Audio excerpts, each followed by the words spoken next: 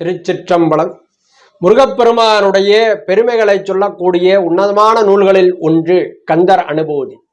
இந்த கந்தர் அனுபூதியிலே அருணகிரிநாத பெருமான் முருகப்பெருமானை பற்றி குறிப்பிடுகின்ற பொழுது, செம்மான் மகளை திருடும் திருடன் பெம்மான் முருகன் பிறவான் இரவான் என்று அருளியுள்ளார்கள். முருகப்பெருமான் என்றும் பிறவாதவன், அவன் என்றும் இரவாதவன் என்று குறிப்பிடுகிறார்கள். அதே அருணகிரிநாத பெருமான் திருப்புகழ் முழுவதையும் பாராயணம் செய்த பலனை பெற்றுத்தரக்கூடிய திரு எழு கூற்றிருக்கை என்று சொல்லப்படக்கூடிய பாடலில் குறிப்பிடுகின்ற பொழுது, அந்த முருகப்பெருமானே திருஞான சம்பந்த பெருமானாக திரு அவதாரம் செய்தார் என்பதை வலியுறுத்தி சொல்லி இருக்கிறார்கள்.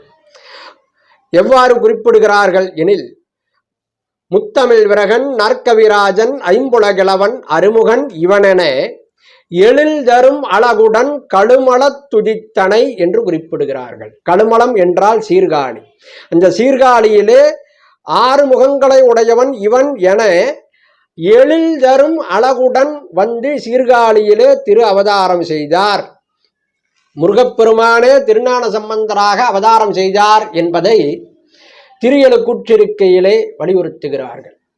அது மட்டுமல்லாமல் சிதம்பரம் ராமலிங்க சுவாமிகள் வள்ளல் பெருமான் தன்னுடைய சண்முகர் கும்மி என்று சொல்லப்படக்கூடிய பாடலிலே குறிப்பிடுகின்ற பொழுது, சைவ சமயத்தை மீட்டெடுப்பதற்காக ஞான சம்பந்தர் வேறு கொண்டு அலைந்தாண்டி என்று குறிப்பிடுகிறார்.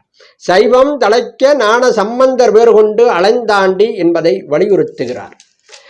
இவர் மட்டுமல்லாமல் சன்னதி முறை என்று சொல்லப்படக்கூடிய ஒரு ஞான நூலிலே திருப்போரூர் சிதம்பரம் சுவாமிகள் குறிப்பிடுகின்ற பொழுது, காளியிலே வந்து கணக்கிலா சீவரை நீடூழி இன்பத் துய்த்த ஒருவனே என்று அருளியுள்ளார்கள்.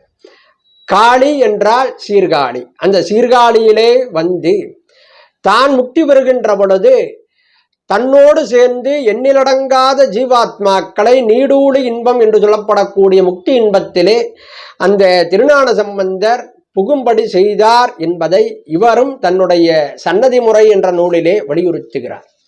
ஆகவே பெரிய பெரிய அருளாளர்கள் ஞானிகளுடைய வாக்கிலே முருகப்பெருமானுடைய திரு அவதாரமாகவே திருஞான சம்பந்த பெருமான் போற்றப்படுகிறார்.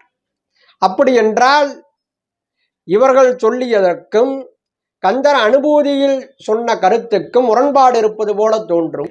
எப்படி நாம் அதை பொருள் கொள்ள வேண்டுமெனில், பல பிறவிகளாக முருகப்பெருமானுடைய அருளை பெற்று பல பிறவிகளில் முருகப்பெருமானை மட்டுமே வழிபாடு செய்து செய்து செய்து முருகப்பெருமானுடைய சாலோக சாமீப முக்திகளை பெற்று இறுதியாக சாரூபம் பெற்ற ஒரு அடியாரை, முருகப்பெருமானாகவே இருக்கக்கூடிய ஒரு அடியார், அதற்கு முருகனுடைய சாரூபம் பெற்ற அடியார் என்று பெயர்.